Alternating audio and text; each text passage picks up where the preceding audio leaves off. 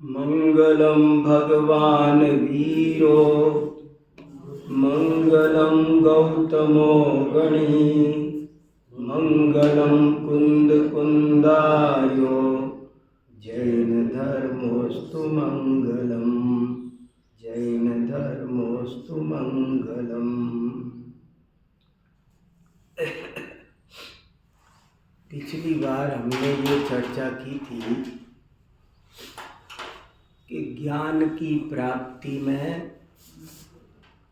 और उसको जीवन में उतारने में गुरु का कितना बड़ा योगदान होता है, बहुत बड़ा महत्व उसका होता है। और हमने तरह तरह से ये बात को समझी कि दूसरी परंपराओं में तो एक अतिवाद के स्तर तक गुरु को मानते हैं, पूजते हैं, मूर्ति बनाना, आरती उतारना, अष्टद्रव्य चढ़ाना, भगवान से भी बड़ा मानते हैं। हम उस अतिवाद के पक्ष में तो नहीं हैं, क्योंकि गुरु रागी द्वेषी होता है और वो हमारा कंप्लीट आदर्श नहीं होता है। आदर्श तो हमारे देव और शास्त्र ही होते हैं। फिर भी गुरु की जब तक आदर, विनय, सम्मान, बहुमान का भाव न हो तब तक ज्ञान प्राप्त नहीं होता है। ऐसा सब आचार्यों ने लिखा है। गुरोरेव प्रसादेन लभ्यते ज्ञान लोचना। संसार में सबसे दुर्लभ ज्ञान की प्राप्ति है और वो गुरु की प्रसन्नता हो तो ही मिल सकता है, और कोई उपाय नहीं है।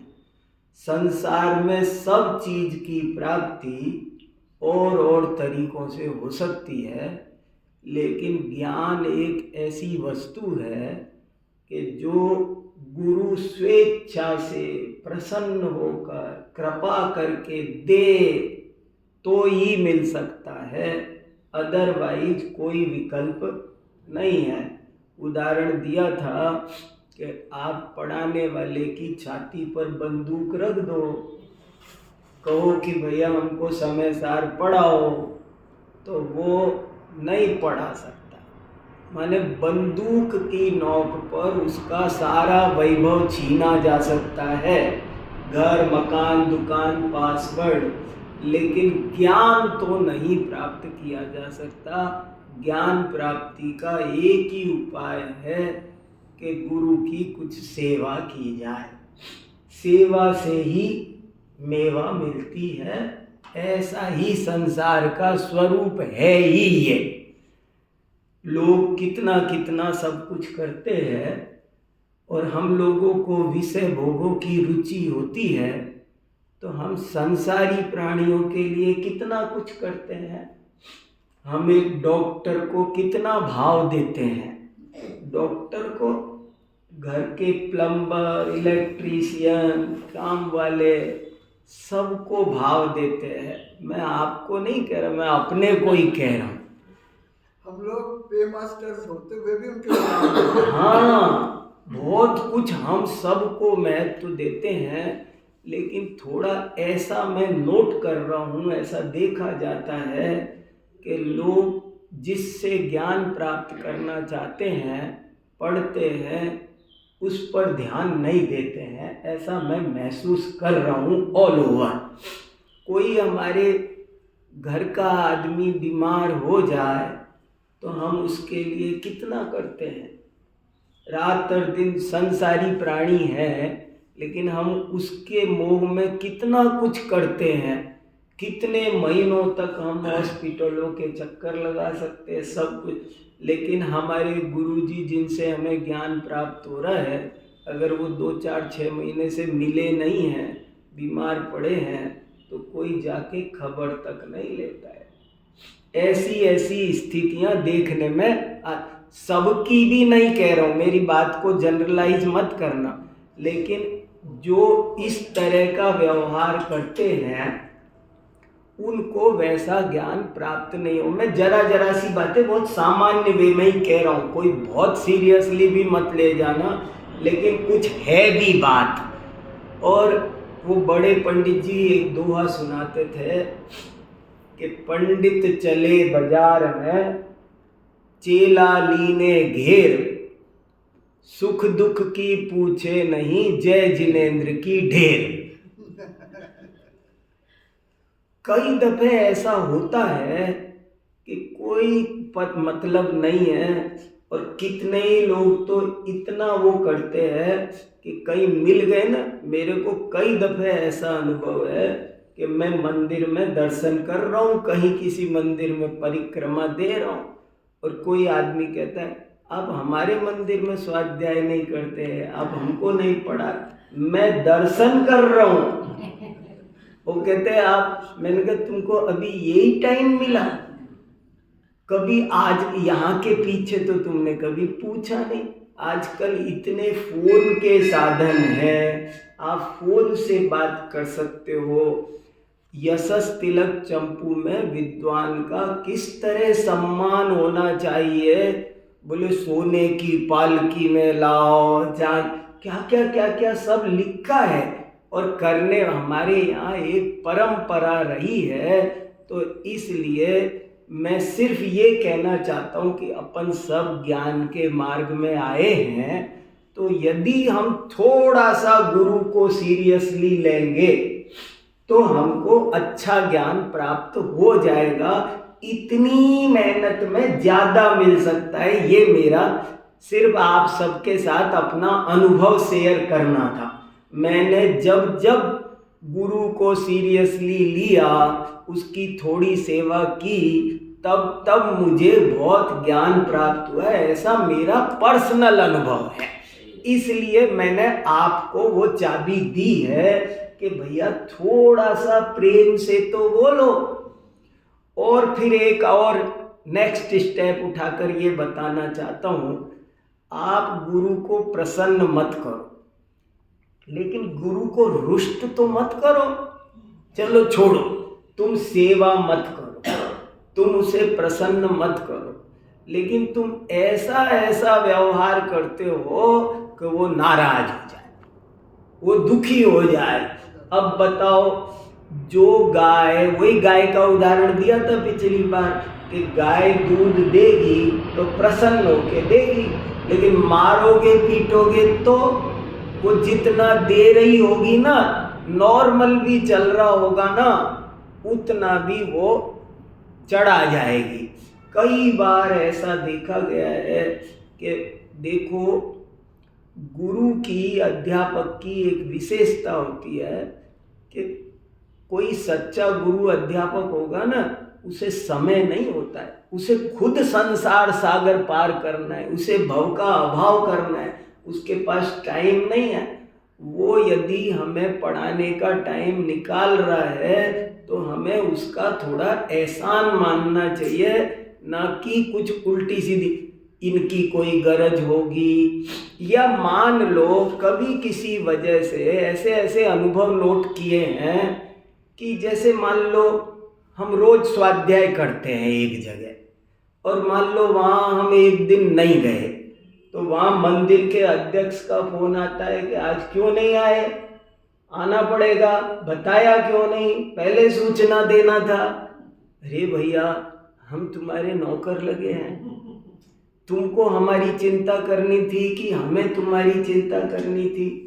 मेरे कई बार ऐसे अनुभव हैं, अटपटे पटपटे बता नहीं सकता मैं। बड़े महाराज भी मुझे सुनाया करते थे, बहुत बेकदरी वाले। समाज में दोनों तरह के अनुभव हैं, अच्छे भी हैं और बुरे भी हैं। मुझे सिर्फ ये कहना है, हमको बुरे अनुभव अपने सोसाइटी में नहीं आने देना, कहीं हो जो हो, हमें नहीं आने देना। इसलिए थोड़ा सा, एक दफ़े क्या हुआ कि किसी ने हमें एक कार्यक्रम में बुलाया और मैंने कहा कि मैं ज़रूर आ जाऊँगा, पक्की बात हो गई। बोले साहब इतना इम्पोर्टेंट कार्यक्रम है, सब कुछ है। अब उसके बावजूद मैं ऑटो से जा रहा था, रास्ते में ऑटो की टक्कर हुई और मैं रुक गया और मैं जा नहीं पाया और बहुत देर में फंस गया। लेकिन उनका तो 4 दिन भी फोन नहीं आया कि आप क्यों नहीं आए, कि क्या हुआ क्या नहीं हुआ। मैंने कहा तुमने थोड़ा सा, तुम अपने भाई बहन बच्चे बच्ची संसारी प्राणी मोही प्राणी जो हमें एक पेड़ पर पक्षियों की जैसे, जो वास्तव में हमारे धर्म धन के लुटेरे कहे गए हैं परिवारी जन, उनकी तो हम कितनी चिंता करते हैं। और जिससे हमें ज्ञान प्राप्त करना है उसके प्रति हम जरा सा भी लगाव प्रेम आदर व्यक्त नहीं कर पाते हैं, रख नहीं पाते है नहीं कुल मिला करके। तो वैसी कुछ बातें हम थोड़ी बहुत ध्यान रखेंगे तो हमें ज़्यादा लाभ होगा, इतना मुझे कहना। अरे कभी तो सुख दुख में कभी तो ये कहो कि हमारे लायक कोई काम हो तो बता देना। होली दिवाली कभी तो नमस्ते राम राम कुछ तो बोल दो कि भैया हमारे लायक। तो इसी से थोड़ा सा एक एटमॉस्फेयर बनता है और अपनापन आता है और कुछ ऐसा लगता है देने का भाव करता है। तो एक पॉइंट तो ये कि भाई प्रसन्न रखेंगे गुरु के प्रसाद से तो ज्ञान मिलेगा। दूसरा ये आप प्रसन्न मत रखो, सेवा भी मत करो, कुछ मत करो, लेकिन ऐसा व्यवहार तो कम से कम मत करो, वो कोई बाध्य नहीं है, उसके साथ वो जबरदस्ती उससे नहीं पाया जा सकता है, उसे रुष्ट करने की जरूरत नहीं है, उसकी निंदा करने से। छत्र चूड़ामणि में लिखा है गुरु कितने ही लोग पढ़ते भी उसी से हैं और बुराई भी उसी की करते हैं। ऐसे भी आपने चेक किया होगा, कई लोग पढ़ते भी हैं उनसे और उनकी बुराई भी करते रहते हैं। तो जो बुराई करते हैं उनके बारे में छत्र चूड़ामणि में लिखा गुरु द्रुहाम गुणा कोवा न नश्यति न मानुष्यम न वैदुष्ट। वो आदमी में मनुष्यता भी नहीं बची। मैं भी कई लोगों को जानता हूँ कि जिनसे पढ़ा है उन्हीं की बुराई करते हैं, तो मुझे खेद होता है और उनकी दशा भी मैं देखता हूँ। इसलिए आप सब मेरे भाई बहन हैं, यहाँ मैं अपनी स्वाध्याय सभा है तो मेरे को जो बातें समझ में आई वो मैं आपके साथ में बांट रहा हूँ। ऐसी कोई गलती करेंगे तो नहीं मिलेगा ज्ञान, ये एक बात है। तीसरा एक इम्पोर्टेंट प्रश्न आया है, उसकी भी थोड़ी सी चर्चा मैं करना चाहता हूँ। ये तय हो गया कि गुरु के प्रसाद से ज्ञान की प्राप्ति होती है, गुरु के प्रसन्न होने से ज्ञान। अब नेक्स्ट मुद्दा मैं उठा रहा हूँ इम्पोर्टेंट जरा सा, कि गुरु कैसे प्रसन्न होता है। अब इस पर थोड़ा 5 मिनट सोचना है, 10 मिनट में लगाऊंगा, फिर नई बात कहूँगा। 10 मिनट हम इस बात पे लगाएं कि गुरु प्रसन्न कैसे होता है, क्या करें गुरु को प्रसन्न करने के लिए, क्या करें? रुपए दे दें? नहीं, मतलब धन दो, पैसे से प्रसन्न होगा गुरु? गुरु को प्रसन्न करने के लिए क्या करना चाहिए, इस पर थोड़ा चिंतन करो। खास कर तत्व ज्ञान प्राप्त जिससे करना है वो गुरु कैसे प्रसन्न होगा? जिससे हमको अध्यात्म विद्या सीखनी है, जिससे जैन दर्शन का सूक्ष्म तत्व ज्ञान प्राप्त करना है, वो प्रसन्न कैसे प्रसन्न होगा? बताओ कैसे प्रसन्न होगा? लेने देने से, चीजों से, किससे होगा? हालांकि शास्त्रों में ही ये भी चर्चा आई है, गुरु की अर्चना की जहाँ चर्चा आई है यशस तिलक चंपू आदि में, वहाँ पर विद्वानों के नाना प्रकार से सम्मान करने की बात भी आई है, लेकिन ज़्यादा नहीं आई है। और मुझे लगता है इनका कोई रोल ज़्यादा नहीं होता है, इनमें ज़्यादा दम नहीं है। और खासकर अध्यात्म विद्या देने वाला व्यक्ति वो तो बल्कि ले दे के खुश हो, तो समझ लेना वो गुरु नहीं है। गुरु का मामला बिल्कुल अलग। एक पॉइंट ये भी मेरे को थोड़ा बताना है कि हम गुरु सही चुने, जिससे हमें ज्ञान प्राप्त करना है, उसका चयन भी सही होना चाहिए। अब 2 पॉइंट उठा लिए हैं मैंने। एक पॉइंट तो ये कि गुरु प्रसन्न कैसे होता है, और दूसरा पॉइंट ये कि जिससे हमें ज्ञान प्राप्त, हमारा अध्यापक, हमारा वक्ता, हमारा शिक्षक, गुरु शब्द बहुत ऊंचा है, प्राय मुनिराजों के लिए ही प्रयुक्त होता है, वे ही गुरु होते हैं वास्तव में। लेकिन हम थोड़ा हल्के में ले लें, हमें जिससे कुछ सीखना है वो भी सही आदमी सेलेक्ट करना चाहिए, ये हमारी जिम्मेदारी है। बहुत से लोगों ने जिससे जिनवाणी सुन रहे हैं, पढ़ रहे हैं, उसका सिलेक्शन सही नहीं किया है, जिसे खुद ही ज्ञान नहीं हुआ है। लोग जैन दर्शन को खुद नहीं समझे हैं। आज 6 डाला में तो उपल नाव लिखा। गुरु होना चाहिए और उसे प्रसन्न करना चाहिए। प्रसन्न ना करो तो अप्रसन्न मत करो। और गुरु पढ़ाने वाला वो ठीक होना चाहिए, वो सचमुच ज्ञानी तो होना चाहिए ना। उसको स्वयं तो तत्व ज्ञान हुआ हो ना। जिसे स्वयं तत्व ज्ञान नहीं हुआ होगा वो क्या ज्ञान देगा। बहुत लोग जैन दर्शन के नाम पर ही तत्व ज्ञान के विरुद्ध बोल रहे हैं, पढ़ रहे हैं, पढ़ा रहे हैं। तो अगर आपने ऐसा चुन लिया, आपने पढ़ाने वाला गलत चुन लिया। अरे लोक में भी हमें मैथ्स पढ़ना है, ज्योग्राफी पढ़ना है, साइंस पढ़ना है, तो वो उस विषय का विशेषज्ञ होना चाहिए ना।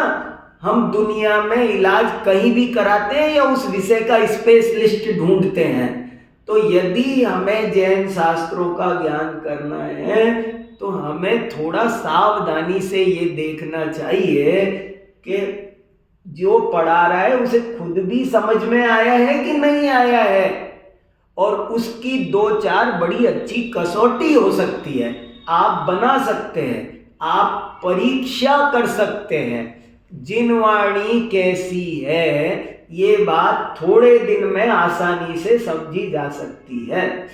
जो वीतरागता का पोषण करती हो वो ही जिनवाणी है, और जो येन केन प्रकारेण राग द्वेष का पोषण करे, समझ लेना वो पढ़ाने वाला गलत सेलेक्ट हो गया है, इससे पढ़ने की जरूरत नहीं है।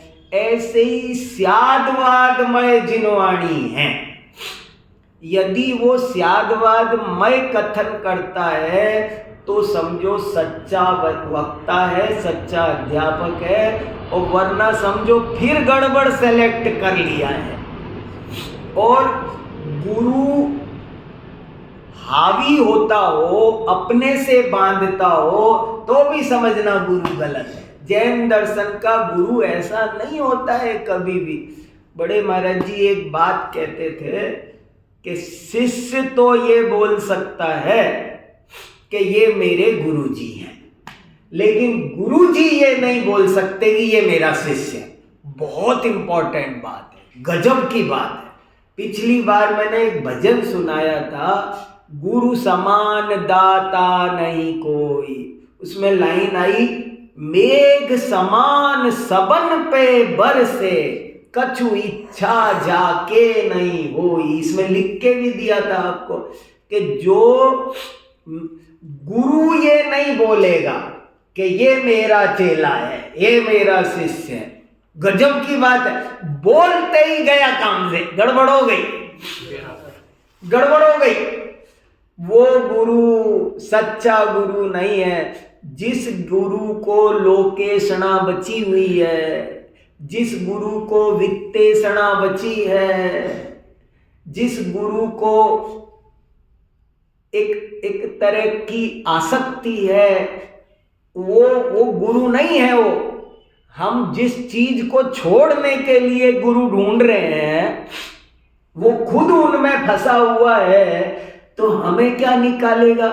इसलिए ये भी बात बहुत, मुझे एक सेंटेंस ये बहुत अच्छा लगा कि शिष्य कह सकता है कि ये मेरे, शिष्य कहता है, भरी सभा में कहता है, गुरु नाम न छुपाइए तो लिखा है, शिष्य नाम न छिपाइए नहीं लिखा है। गुरु तो भरी सभा में शिष्य तो भरी सभा में कहेगा कि मेरे गुरु जी अमुक हैं, उनसे मुझे ज्ञान प्राप्त हुआ, लेकिन गुरु जी नहीं बोलेंगे कि ये मेरा शिष्य है। बोलते ही उनके गुरुत्व में दोष लग जाएगा, गड़बड़ हो जाएगी, गड़बड़ हो गई हो।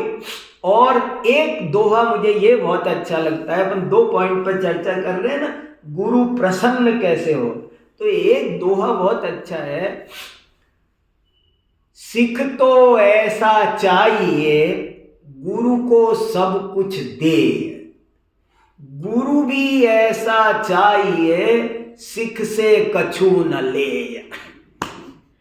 मुझे इस दोहे में भी बहुत भाव भाषित होता है। फिर सुनो, क्या समझ में आया। सिख तो, सिख माने शिष्य, सिख तो देखो शिष्यत्व कितनी बड़ी बात होगी और गुरु को कितना महत्व दिया जाना चाहिए होगा कि एक संप्रदाय ही खड़ा हो गया सिख धर्म।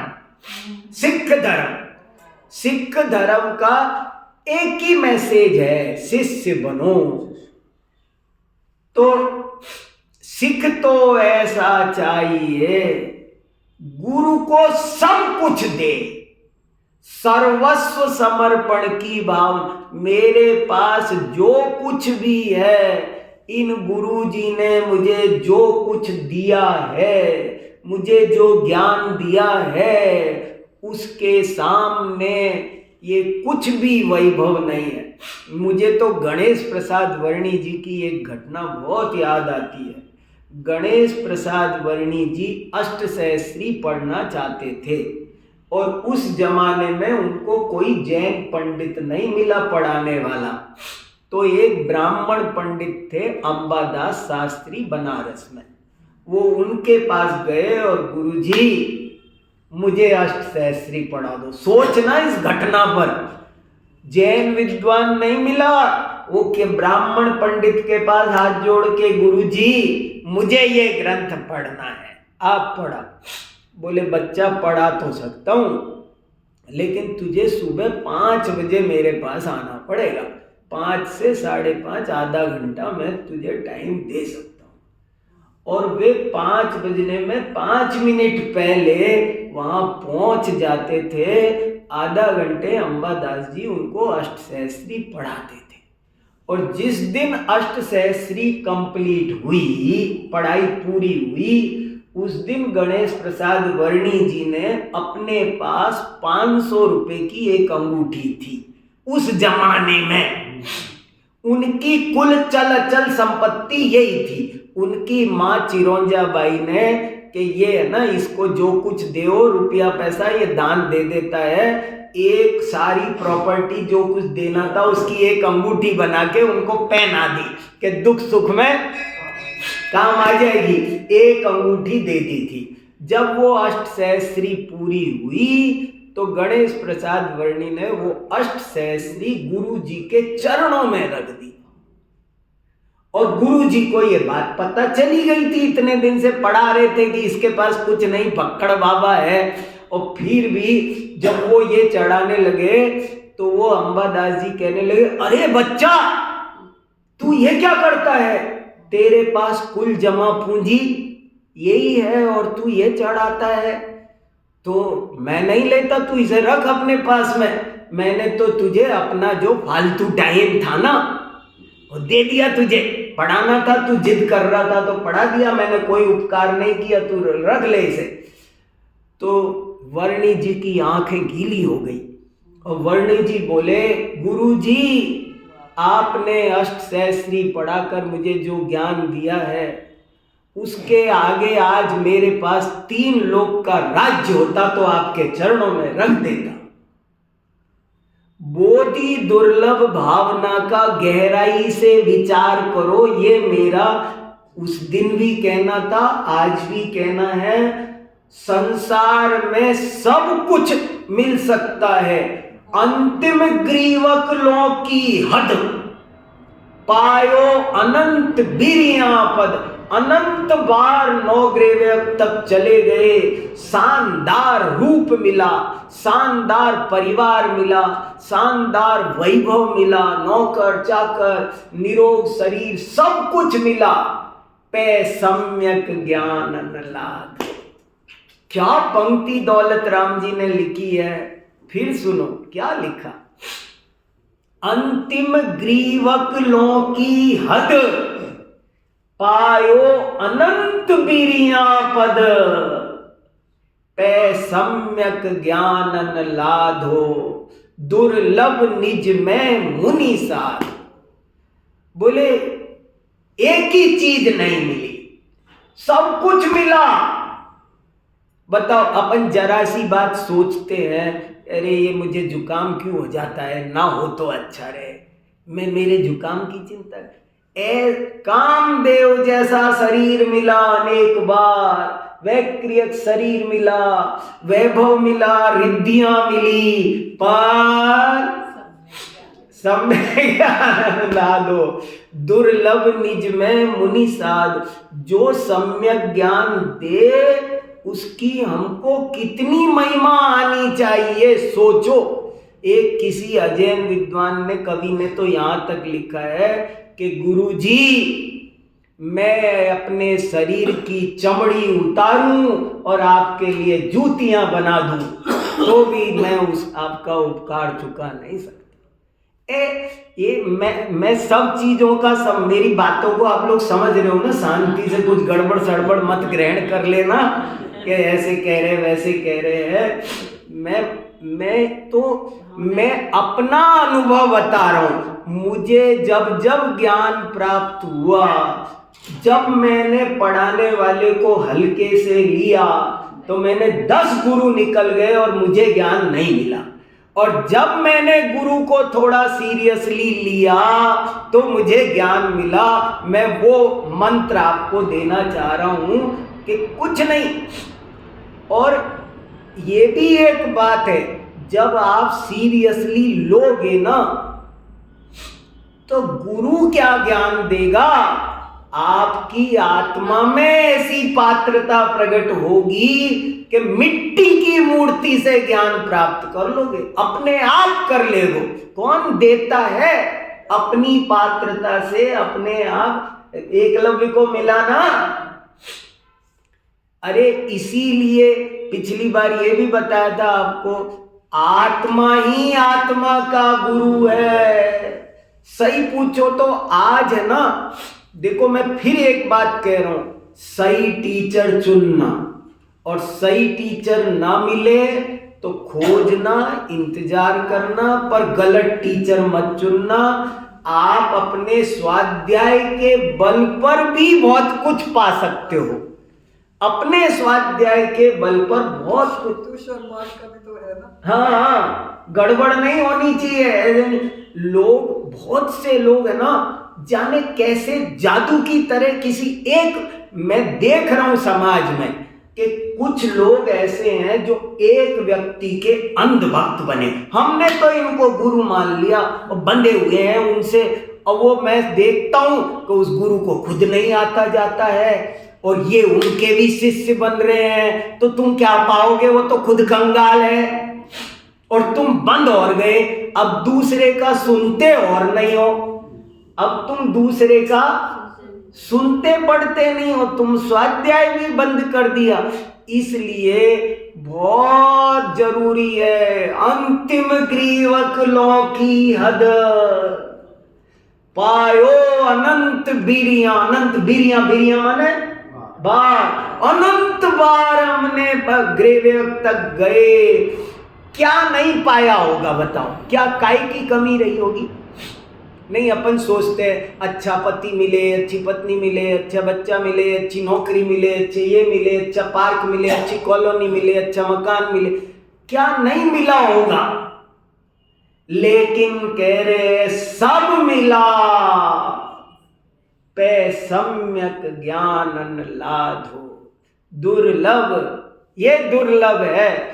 और ये ज्ञान जहां से प्राप्त हो जाए, जैसे भी प्राप्त हो जाए, विनय और विवेक का संतुलन चाहिए। सावधान भी रहना है, गलत बात ग्रहण नहीं करना है, लेकिन प्राप्त थोड़ी सी विनय से ही आती है, थोड़ी सेवा से ही ये चीज मिलती है, और कोई तरीका नहीं है।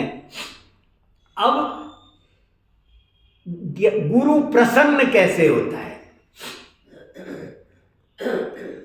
देखो, गुरु कैसे प्रसन्न होता है। असल में गुरु का दिल बाग बाग किस बात से होता है, मैं आज वो भी थोड़ा सा बताना चाहता। कि ऐसा क्या करें कि गुरु को हमारे हित की चिंता हमसे ज्यादा हो जाए?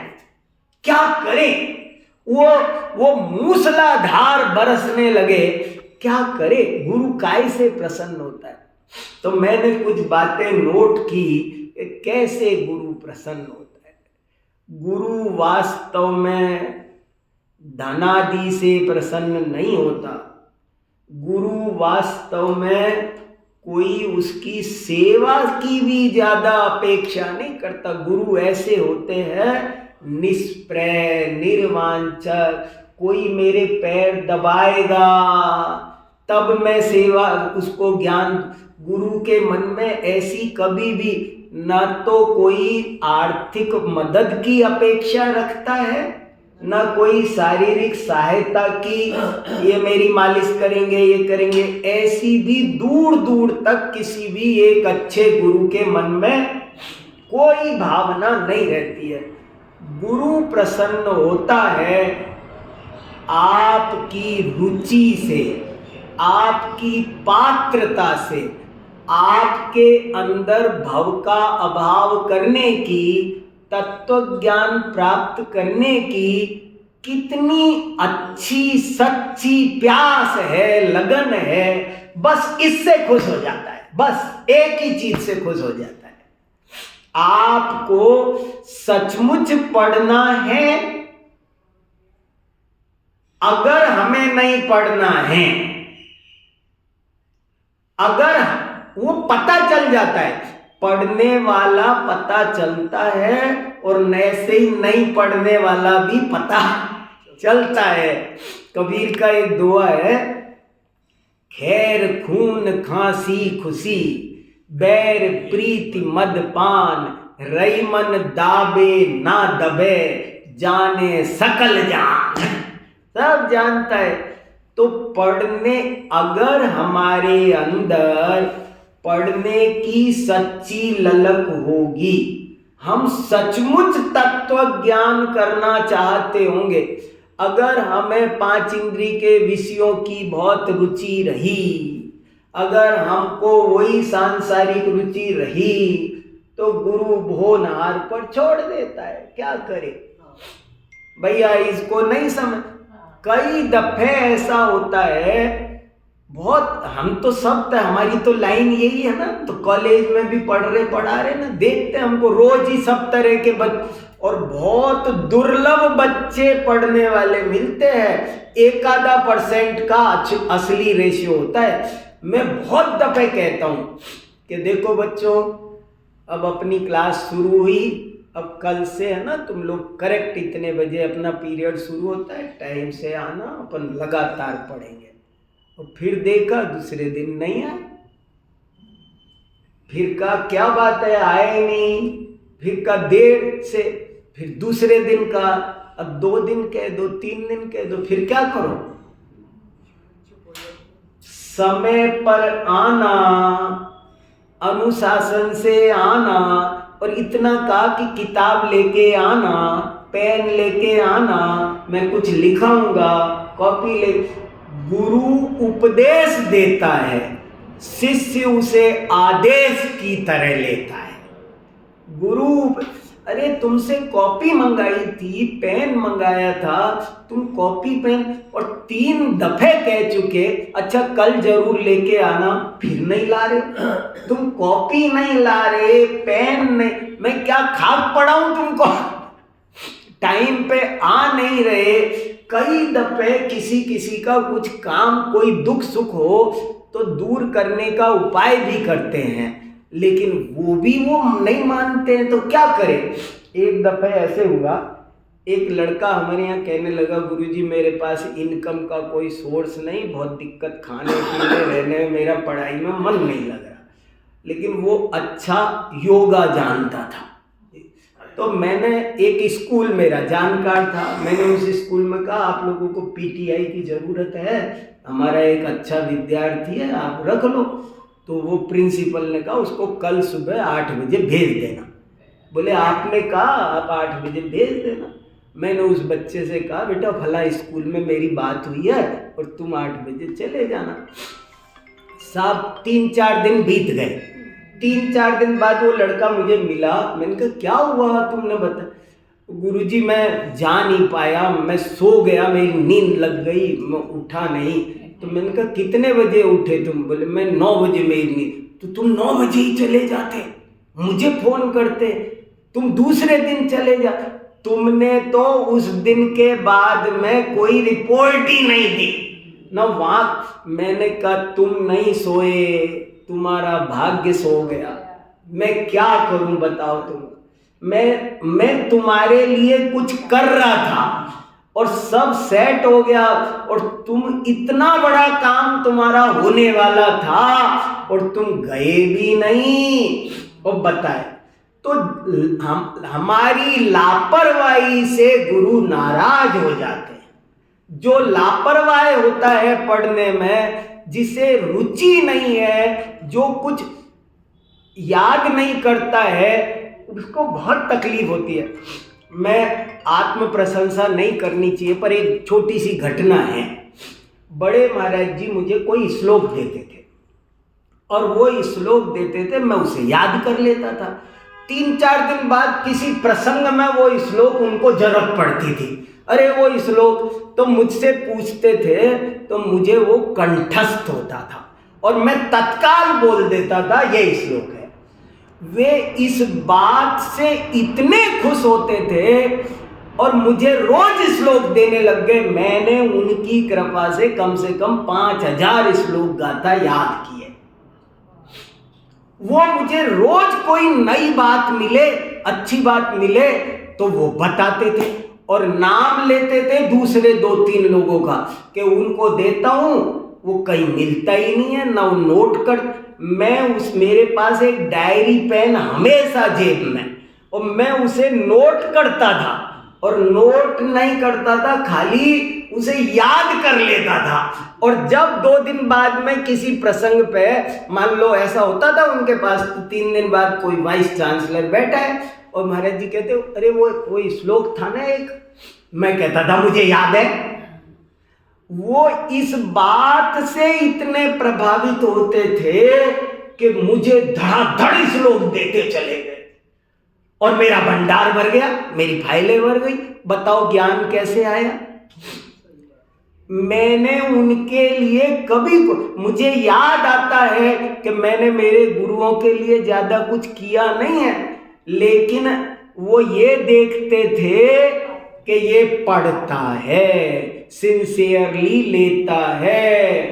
अगर मान लो, देखो आप गड़बड़ क्या करते हो, मान लो आप किसी गुरुजी के पास में रात 9 बजे पहुंचे और गुरुजी ने जरा कहा बेटा ये कोई आने का टाइम है, दिन में आया करो, और फिर तुम वहीं पहुंच रहे हो, अब गुरु को कैसा लगेगा? ये गुरु ऐसा लिखा है, आना निर्देश करे, जय गुरु के इशारे को समझो। वो कब पढ़ाना चाहते हैं, कैसे पढ़ाना चाहते हैं, उनकी क्या अनुकूलता है, थोड़ी उनकी अनुकूलता का ध्यान रख कर यदि ज्ञान प्राप्त कर लेंगे तो ज्ञान प्राप्त हो। गुरु हमारी सच्ची जिज्ञासा से, हमारी क्षमता से, हमारी लगन से, उनको केवल लगन देखनी है कि इसमें पढ़ने की लगन है कि नहीं है। लगन हो तो वो बौछार करते हैं कि कुछ पूछो नहीं, और अब हमें लगन ना हो तो पात्रता, विनय, रुचि, अध्ययनशीलता, सदाचार, अनुशासन, कृतज्ञता, सब जिम्मेदारी, प्रमाद से, दुराचार से गुरु नाराज होते हैं। ये मैं शास्त्रों में से कहीं कहीं जैन सिद्धांत को पढ़ कर कुछ नोट्स लिए हैं। अति बोलने से हैं, वो तो दिए थे ना सबको, नहीं सबको दिए थे ना, मैंने थोड़े पिछली बार दिए वही है, कुछ नया नहीं है। ये तो अब अलग मैंने कच्चे कागज पर लिखे करे हैं, यहाँ रखे होंगे थोड़े से, बहुत सारे बनाए थे ना, आज और नहीं बनाए। देखो मतलब इस पर सोचो। एक बात बताऊं, सेवा भी एक लिमिट में, एक प्रसंग बहुत अच्छा आता है कि धरसेनाचार्य ने पुष्पदंत भूतबली को पढ़ाया। अब पढ़ाने के बाद में सुनो बड़ी अच्छी घटना, शिक्षा पर कैसे शिक्षा लेनी चाहिए। तो ज्ञान प्राप्त हो गया। अब गुरु जी ने कहा कि अब आप विहार करो। तो वहां लिखा है पुष्पदंत भूतबली ने कि गुरु जी का स्वास्थ्य ठीक नहीं था और अब उनका अंतिम समय संलेखना का आ गया था, और गुरु जी ने हमको इतना अधिक ज्ञान दिया था, हमारा बहुत मन था कि हम रुकें इस क्षण में, गुरु जी के इस संलेखना की घड़ी में हम उनको छोड़कर न जाएं, लेकिन गुरु जी ने कहा कि अब आप विहार करो। बोले अब हम छाती पे पत्थर रख के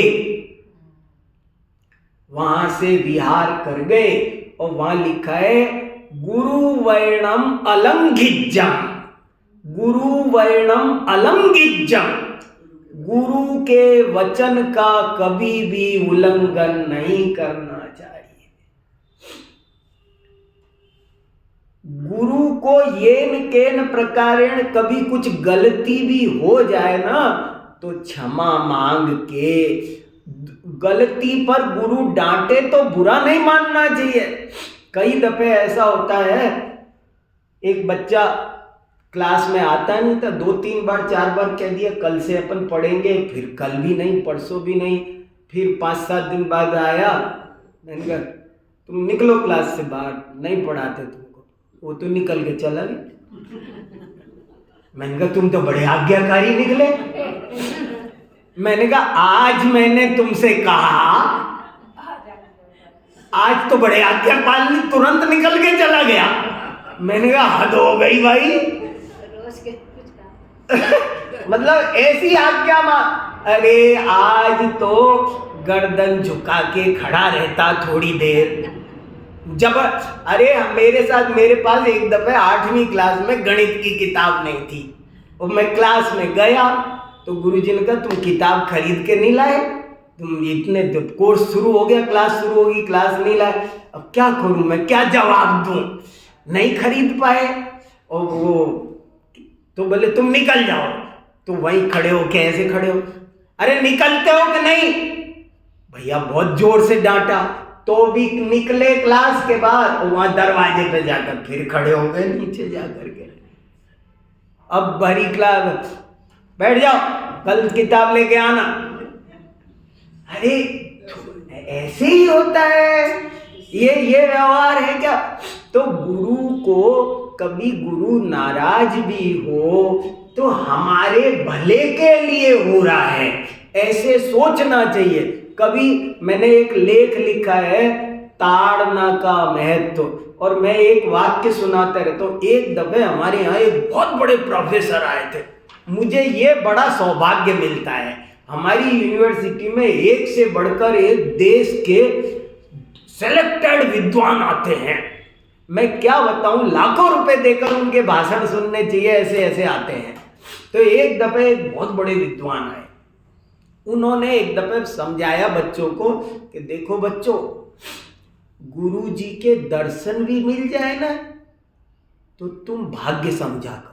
वे पढ़ा रहे कर रहे इसकी चिंता मत किया करो, वो दिख गए ना, चुपचाप विनय से हाथ जोड़ के बैठ जाया करो, कुछ चिंता मत किया करो।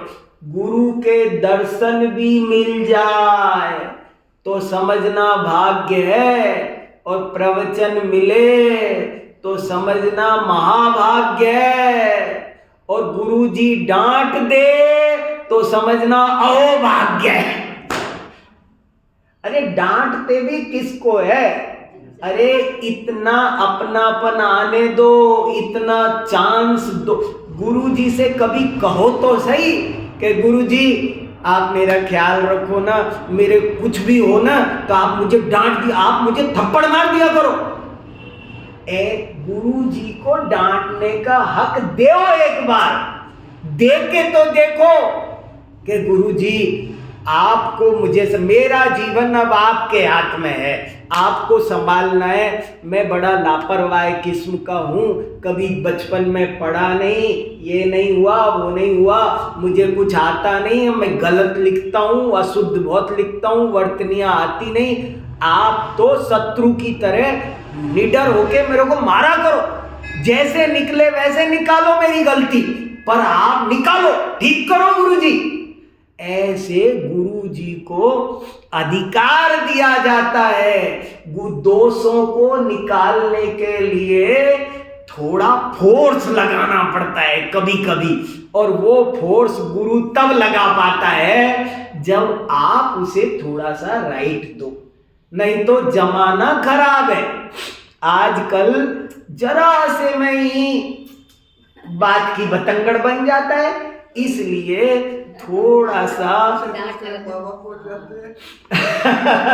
हाँ, इसलिए मेरा मतलब सिर्फ इतना सा ही था ले दे करके। जो मैं ये कहना चाह रहा हूँ वो खास बात इतनी सी है कि हम पढ़ें थोड़ा। देखो कोई पढ़ाने वाला होता है ना तो हम ज़्यादा अच्छे से पढ़ पाते हैं।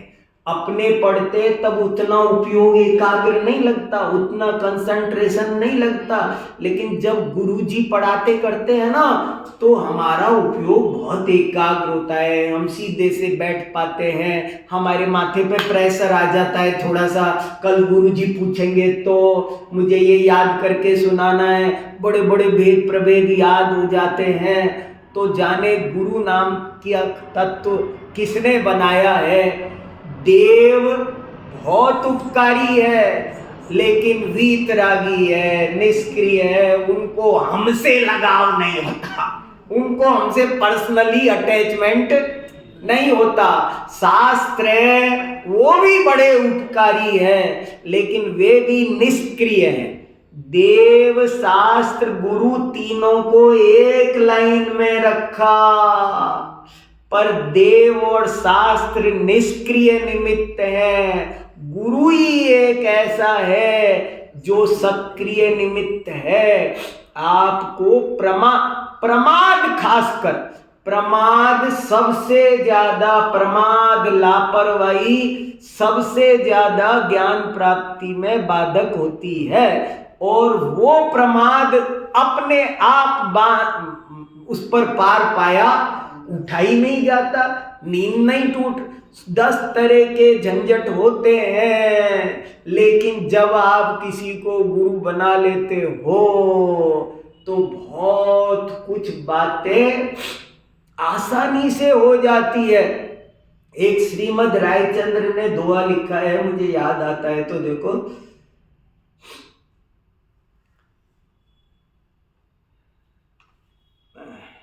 रागादिक मोहादिक प्रमादादि शत्रु महा निज छंदे न मराय, जाता सदगुरु शरण मां, अल्प प्रयासे जाय। हमारे अंदर जो काम है, हम सब कोई न कोई किसी में क्या अपना अपना चेक करो। कोई काम से बहुत पीड़ित रहता है, कोई लोभ से बहुत पीड़ित रहता है, कोई माया से बहुत, मायादिक ये मान माया ये बड़े खतरनाक है, सारी जिंदगी लपेट ले जाते हैं। नाक के चक्कर में पूरी जिंदगी चली जाती है, माया के चक्कर में सारी जिंदगी चली जाती है। कोई लोभ के चक्कर में बड़े खतरनाक लोग होते हैं। अपने एक कहानी आती है बहुत अच्छी कि एक शहर में, एक राज्य में एक कंजूस आदमी रहता था। हालांकि उसके पास बहुत वैभव था। उसने अपना बेसमेंट है ना हीरो से भर रखा था। बेसमेंट में हीरे सोने थे।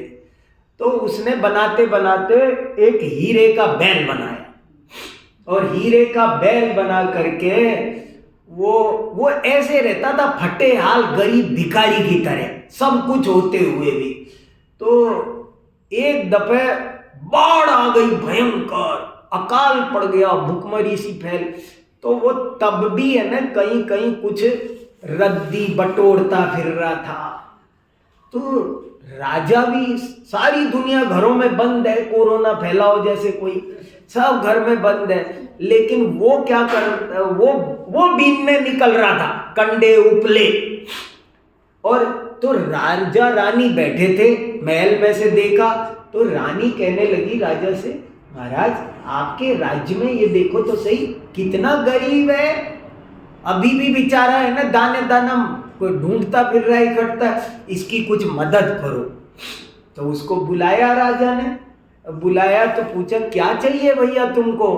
तो कहने लगा, महाराज मेरे पास है ना एक बैल है, जोड़ी होनी चाहिए, 2 बैल हो जाए तो मैं निश्चिंत हो जाऊं, दूसरे बैल की चिंता है।